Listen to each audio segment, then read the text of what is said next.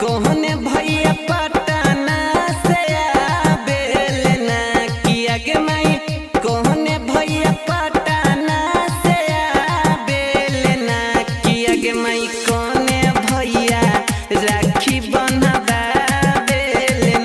किया गे माई कोने भैया राखी बन्हबाबेलना किया गे माई जीतू भैया पटना से आबेलना किया गे माई अजित भैया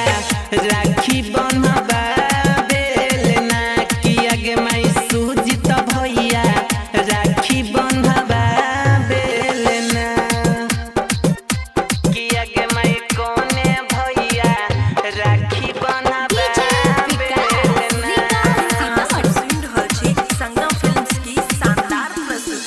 किया गे माई कोहने भैया दिल्ली से